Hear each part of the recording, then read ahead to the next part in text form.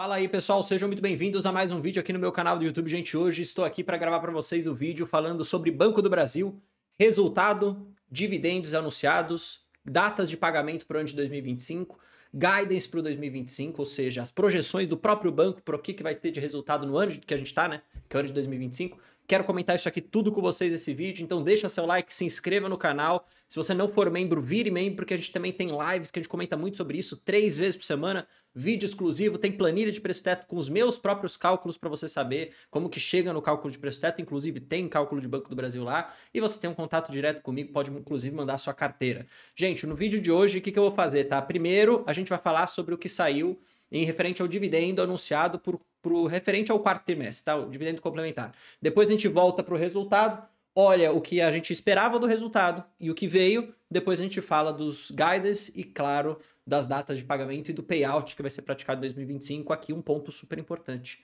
Se você passou despercebido por isso, quero falar um pouquinho sobre payout. Fica até o final desse vídeo, tenho certeza que você vai gostar. Beleza, pessoal? Bom, negócio é o seguinte, o que a gente vai fazer aqui, tá? Aqui é o sumário dos resultados, a gente vai ler aqui, e aí eu vou pegando o que a gente aqui, como Genial, né?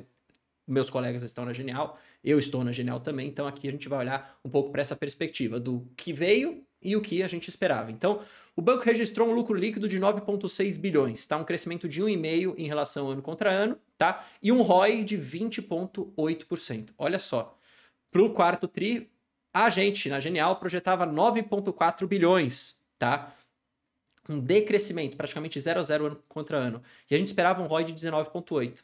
Adivinha só, pessoal? Fomos pegos de surpresa positiva. O lucro veio mais alto e a gente teve um ROI mais alto também.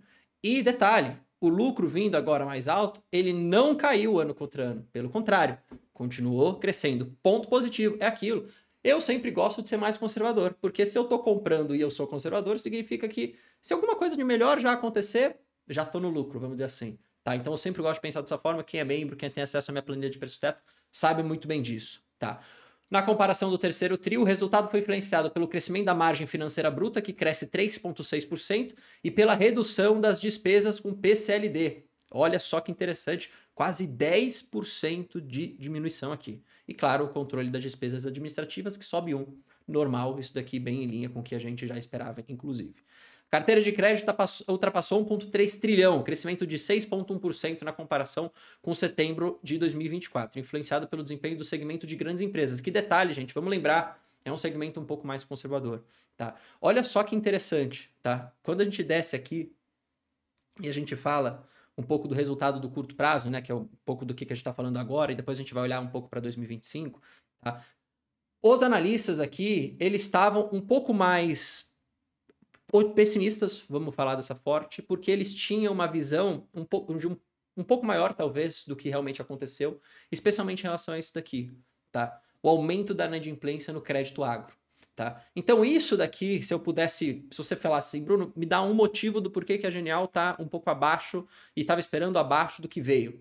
Eu diria que a gente estaria mais pessimista aqui em relação à inadimplência, em relação ao agro, tá? De novo, acho que isso daqui mostra que os desafios são pontuais, como são, e é verdade que o agro prejudicou, vamos dizer assim, o Banco do Brasil em 2024, só que é cíclico, né? Eu acho que isso que o pessoal não entende. Eu vou comprar agora, vou vender porque o agro... Cara, é cíclico, é normal isso daí, tipo, não é uma novidade para ninguém, você entende? Uma coisa é o banco não conseguir controlar a composição do seu crédito e chegar e explodir com a inadimplência por conta disso. Foi o caso? Não, muito pelo contrário. Inclusive, tá, a gente tem aqui alguns segmentos na carteira de crédito do Banco do Brasil, seja grandes empresas, seja até o próprio segmento PF, gente, que vale lembrar, o segmento PF do Banco do Brasil, grande parte, ele é relacionado a crédito consignado, tá, de funcionário público, ou seja, é um segmento muito menos arriscado dentro do segmento mais arriscado que seria o pessoa física. Então, a carteira de crédito ela é muito bem desenhada para ela ser defensiva. E mesmo em alguns momentos ruins, como foi o caso do agro aqui que a gente esperava, no final do dia, pessoal, olha o que nós temos aqui, tá? Nós temos crescimento de lucro e crescimento de rentabilidade.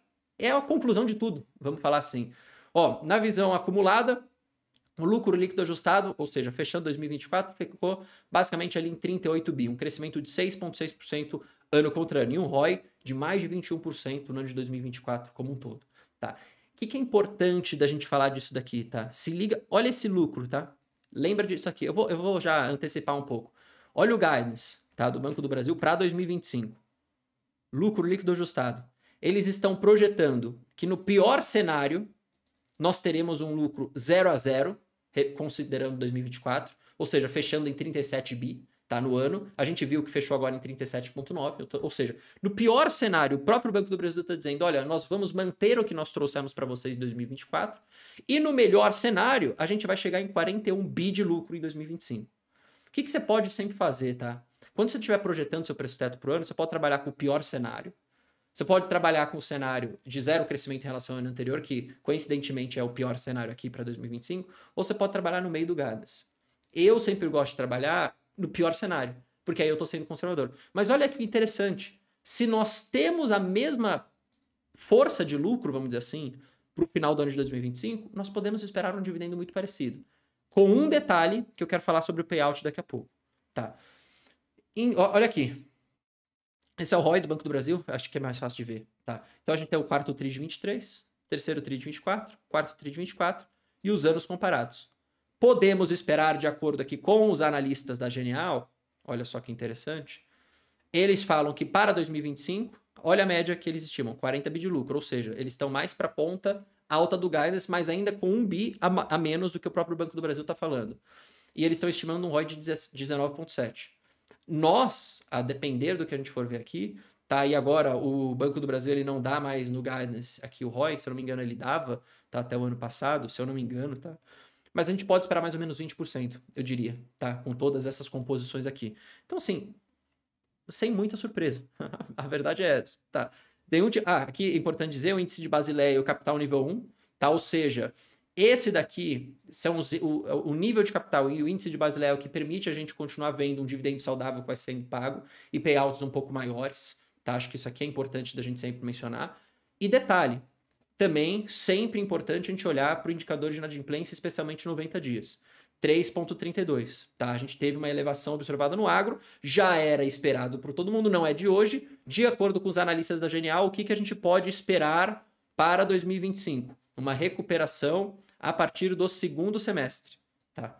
Ou seja, talvez o primeiro TRI e o segundo TRI de 2025 ainda a gente veja essa inadimplência um pouco mais alta no agro, mas já melhorando, como eu falei, de forma cíclica ao longo do segundo semestre. Não é isso que vai fazer com que o Banco do Brasil não seja mais uma boa empresa para ter na carteira. Vejo muita gente falando disso. Eu acho besteira, sinceramente, especialmente com esse nível de valuation que a gente tem no Banco do Brasil hoje. Tá? Para ser bem transparente aqui para vocês. Outra coisa. Deixa eu voltar aqui. Ah, não, é aqui, ó. Outra coisa. O que é importante de a gente acompanhar, tá? E a gente vai ver isso quando, se vocês quiserem, eu posso trazer uma parte 2, tá? Eu gosto sempre de acompanhar a evolução da inadimplência do banco contra o sistema financeiro nacional, que seriam os outros bancos. Ainda nós temos uma inadimplência muito mais baixa. Acho que mostra um pouco dessa composição da carteira de crédito. Por isso, o Banco do Brasil acaba sendo muito óbvio, especialmente em momentos de mais crise, na minha opinião. Tá? Por quê? Porque ele consegue manter uma visão boa de grana, né? De dividendo vindo pra gente. Aqui, deixa eu ver se eu consigo achar para vocês, senão eu mostro ali pelo relatório. Eu li aqui já, mas eu sempre perco as páginas, gente. Aqui tem as projeções, né? Eu abria lá, fica mais fácil. Deixa eu fazer o seguinte, olha só que interessante. Tá? Quando a gente olha para 2025 como um todo, eu acho que é importante falar isso daqui, ó. O resultado da tesouraria do banco. Diferente, tá? Diferente do que a gente vê em Santander e Bradesco. Itaú não, porque o Itaú faz hedge, ou seja, ele protege contra a alta dos juros. O Banco do Brasil, ele é muito posicionado em Tesouro Selic, na sua tesouraria, ou seja, pós-fixado. Então ele não tem os efeitos negativos da marcação ao mercado como tem Santander e Bradesco, ou como teria o Itaú se não tivesse o hedge. E mais do que isso, digo mais do que isso, como o Banco do Brasil ele é muito beneficial também, eu acredito que isso vai acontecer no ano de 2025 pelo que a gente chama aqui de custo de funding. O que acontece? O Banco do Brasil, como todo banco, ele pega dinheiro emprestado, certo? Ele pega esse dinheiro, remunera quem está emprestando para ele vai lá e empresta para outra pessoa. Tá? Ou no final do dia você vai lá, deixa seu dinheiro numa poupança, por exemplo, ele pega esse dinheiro da poupança, de modo geral, e empresta para uma outra pessoa que está pegando crédito no Banco do Brasil. Só que olha só que interessante, a maioria do recurso que o Banco do Brasil pega é de depósito em poupança e depósitos judiciais. Essas duas vertentes, elas acabam remunerando, na verdade, pessoal, muito menos do que a taxa Selic. Ou seja, o banco pega um dinheiro a uma taxa mais baixa, ele remunera esse dinheiro mais alto e ele paga menos para as pessoas. Para o banco é bom. Você está entendendo? Então, quando a gente tem um aumento de taxa de juros, assim, para o Banco do Brasil acaba sendo um impacto menor, porque ele não precisa ficar repassando sempre essa taxa Selic, entendeu? Especialmente porque muito do depósito vem de poupança. Então é só para você entender um pouco das vantagens competitivas aqui do banco. E agora falando do que eu falei que eu ia falar no começo e acabei não falando. Primeiro, dividendos complementares aos acionistas do quarto trimestre de 2024. Tá? Foi anunciado, tá? Então a gente tem aqui em forma de dividendo, 0,3 por ação, tá? Valor atualizado, vai ser atualizado até a data do pagamento, que é dia 20/3, e vai ter um JCP de 0,34. Tá? Aqui nós temos o imposto de renda. Detalhe, o seguinte, base acionária, 11/3. Se você tiver as ações até o final do pregão do dia 11/3, você vai receber no dia 20/3, ou seja, mês que vem, daqui a um mês, esse dividendo aqui de Banco do Brasil. Tá? Isso é referente a 2024. Vamos olhar para frente. Olha o que o Banco do Brasil fala. E aqui está uma coisa que eu sinceramente achei negativa. Conselho aprovou o intervalo de payout entre 40 e 45. O intervalo de payout. Por que eu estou mencionando isso daqui para vocês? Porque nós antes tínhamos o payout cravado. Ano passado, 45. Ano retrasado, 40. Hoje, o Banco do Brasil tem margem para falar assim, bom, nós vamos pagar 40, ou nós vamos pagar 45, ou nós vamos pagar 41, ou 42. Que eu acho que é interessante da gente sempre fazer. E eu vou atualizar isso na minha planilha para membros. Na verdade, acho que já está. Eu vou trabalhar com 40% no ano de 2025. Por quê? Porque eu quero ser conservador. Então, como ele está me dando que é entre 40 e 45, eu vou trabalhar com 40, porque se vier a mais, é lucro. Beleza? Então, esse aqui foi um ponto negativo, eu achei. Eles poderiam ter gravado o payout em 45, seria mais interessante, do que ficar essa dúvida aqui do intervalo. Mas, continua a mesma prática de 8 pagamentos por ano, já com as datas, tá? Então, referente ao primeiro TRI de 2025, pagamento antecipado, tá? A gente tem aqui data base acionária 11/3, data do anúncio, dia 26, no final desse mês. A gente tem depois o próximo dividendo, dia 21/5, junto com o complementar do primeiro TRI no dia 12. Tá? Então, agora, mês 2, a gente tem uma datacom, depois a gente passa só lá para o mês 5. Beleza? Acho que isso aqui é interessante de comentar para vocês, mas continua 8 pagamentos por ano, 4 antecipados, 4 complementares. Isso daqui, para mim, o ponto negativo, para ser bem transparente. Enfim, gente, Bruno, o que você achou do resultado? Como eu falei para vocês já, tudo dentro da expectativa. Sem motivo nenhum para ficar, ai meu Deus, vende não sei o quê. Inclusive, no dia de hoje, eu tô no dia 19, né, quando saiu o resultado, as ações caíram, tá?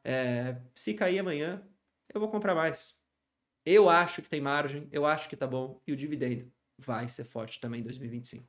Beleza? Comenta aqui embaixo o que você acha. Tamo junto, até o próximo vídeo, valeu, falou!